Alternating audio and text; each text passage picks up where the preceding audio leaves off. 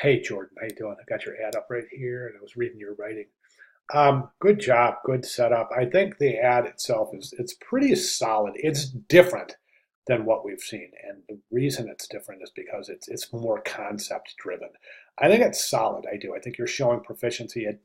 There's a couple of things that we're going to want to do to just to abide by the requirements of the assignment, but let's go ahead and take a closer look now. I downloaded the JPEG, and I do see a little bit of an inconsistency there.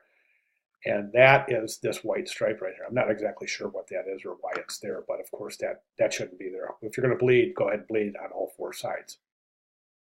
Um, I think that this is a good. I mean, I know that this is the image, and what you've done is you've taken this image and you've used the selection techniques to go ahead and add adjustment layers to leave color only in the food areas and remove the color from the background, and that's great. The problem is that we don't have that masked image. Now, technically, you have masked these, so you're showing proficiency in masking, but you mask them for an adjustment layer, not to remove the background.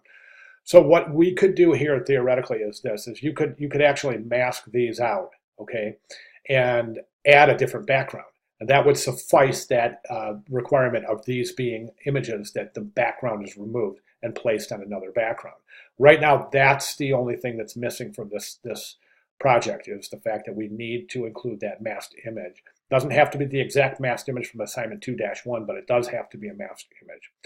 So I would recommend either one of two things. Either mask another image of some kind of food and try to figure out where to put it in this composition, or mask these out and place another different piece of wood back in there and place these in the same or a different configuration, whatever you feel is the most beneficial.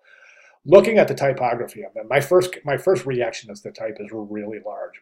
But since this is a concept-driven ad, I'm okay with it.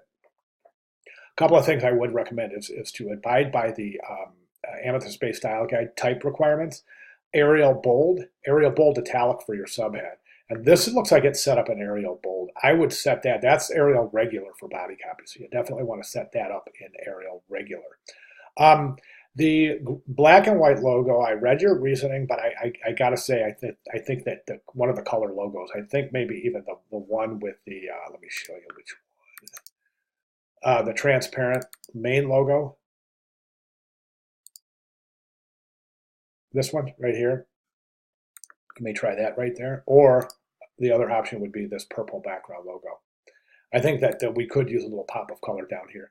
Now, if we look at this ad, we can see something is amiss in that we have a little bit of an issue in that there is no contact information. So even if somebody did want to take advantage of this wonderful promotion, there's no way that person can, being that there's no contact information. So what I would recommend is including the contact information and location and contact information in your ad as well. Okay, so fantastic start. I'm really digging it, and like I said, I'm interested in this because it's concept driven as opposed to image driven, which is the majority of what we get to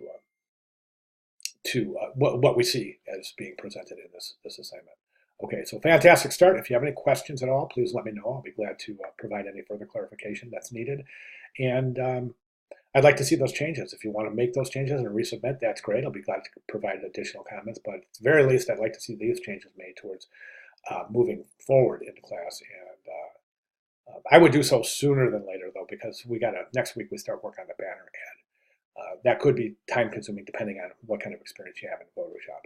So just want to let you know. All right, great job, great start. Let me know if you have any questions. Thank you very much.